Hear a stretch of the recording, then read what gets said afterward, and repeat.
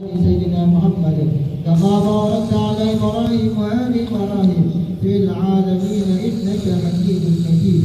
وارض اللهم عن الخلفاء الراشدين سادتنا أبي بكر وعمر وعثمان وعلي وعن بقية الصحابة وقرابة رسول الله أجمعين وعلى التابعين وتابع التابعين ومن تبعهم بإحسان إلى يوم الدين. وارض اللهم عنا وعنهم وفيهم برحمتك يا أرحم الراحمين. اللهم اغفر للمؤمنين والمؤمنين